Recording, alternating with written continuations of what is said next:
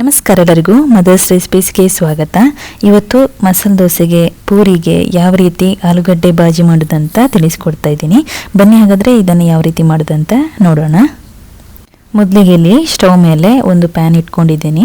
ಇದಕ್ಕೆ 2 table spoon ಅಷ್ಟು ಎಣ್ಣೆನ ಹಾಕೊಳ್ತಾ ಇದ್ದೀನಿ. ಎಣ್ಣೆ ಸ್ವಲ್ಪ ಬಿಸಿ ಆದಮೇಲೆ ಇದಕ್ಕೆ 1 ಟೀ ಸ್ಪೂನ್ ಅಷ್ಟು ಸಾಸಿವೆನ ಹಾಕೊಳ್ಬೇಕು.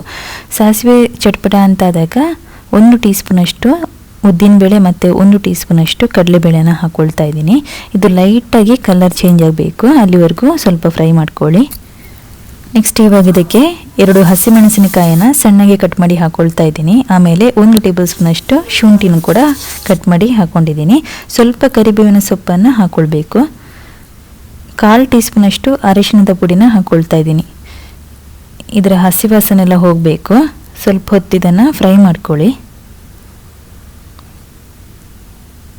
ಈಗ ನಾನು ಇದಕ್ಕೆ 2 ಮೀಡಿಯಮ್ ಸೈಜ್ ಈರುಳ್ಳಿನ ಈ ರೀತಿ ಉದ್ದಗೆ ಕಟ್ ಮಾಡಿ ಹಾಕೊಳ್ತಾ ಇದ್ದೀನಿ. ಈ ಈರುಳ್ಳಿ ಇದೆಲ್ಲ ಸಾಫ್ಟ್ ಆಗಬೇಕು, ಅಲ್ಲಿವರೆಗೂ ನೀವು ಇದನ್ನು ಫ್ರೈ ಮಾಡ್ತಾನೆ ಇರಬೇಕಾಗತ್ತೆ.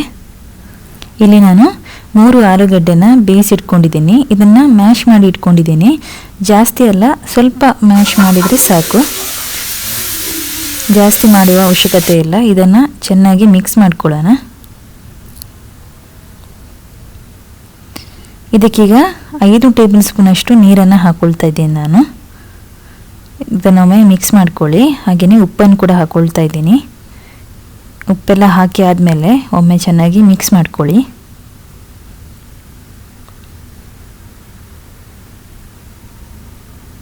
ಇದಕ್ಕೆ ಕೊನೆಗೆ ಕೊತ್ತಂಬರಿ ಸೊಪ್ಪನ್ನು ಹಾಕ್ಕೊಳ್ಳೋಣ. ಮಸಾಲೆ ದೋಸೆಗೆ, ಪೂರಿಗೆ ಆಲೂಗಡ್ಡೆ ಬಾಜಿ ರೆಡಿಯಾಗಿದೆ. ತುಂಬ ರುಚಿಯಾಗಿರುತ್ತೆ. ನೀವು ಇದೇ ಥರ ಮನೇಲಿ ಟ್ರೈ ಮಾಡಿ. ಹಾಗೆ ನಿಮ್ಮ ಅಭಿಪ್ರಾಯವನ್ನು ಕಮೆಂಟಲ್ಲಿ ತಿಳಿಸಿ. ನನ್ನ ಇವತ್ತಿನ ರೆಸಿಪಿ ನಿಮಗೆ ಇಷ್ಟ ಆದರೆ ಪ್ಲೀಸ್ ಸಬ್ಸ್ಕ್ರೈಬ್ ಮಾಡಿ, ಲೈಕ್ ಮಾಡಿ, ಶೇರ್ ಮಾಡಿ. ಮುಂದಿನ ಮತ್ತೊಂದು ರೆಸಿಪಿಯೊಂದಿಗೆ ಮತ್ತೆ ಬರ್ತೀನಿ. ಅಲ್ಲಿವರೆಗೂ ಧನ್ಯವಾದಗಳು.